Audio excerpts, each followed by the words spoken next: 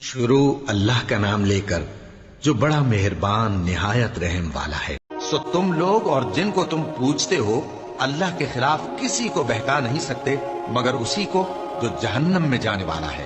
اور فرشتے کہتے ہیں کہ ہم میں سے ہر ایک کا ایک مقام مقرر ہے، اور ہم صف باندھے رہتے ہیں اور ہم تسبیح کرتے رہتے ہیں۔ اور یہ لوگ کہا کرتے تھے کہ اگر ہمارے پاس اگلوں کی کوئی نصیحت کی کتاب ہوتی تو ہم اللہ کے چنے ہوئے بندے ہوتے، پھر اس سے کفر کرتے رہے، سو عنقریب ان کو اس کا نتیجہ معلوم ہو جائے گا۔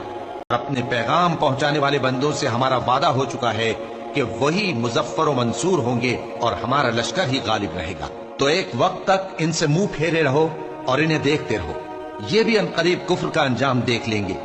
کیا یہ ہمارے عذاب کے لیے جلدی کر رہے ہیں؟ مگر جب وہ ان کے آنگن میں آ اترے گا تو جن کو ڈر سنایا گیا تھا ان کے لیے برا دن ہوگا، اور ایک وقت تک ان سے منہ پھیرے رہو اور دیکھتے رہو، یہ بھی عنقریب نتیجہ دیکھ لیں گے۔ یہ جو کچھ بیان کرتے ہیں تمہارا پروردگار جو صاحب عزت ہے اس سے پاک ہے، اور پیغمبروں پر سلام اور سب طرح کی تعریف اللہ رب العالمین کے لیے ہے۔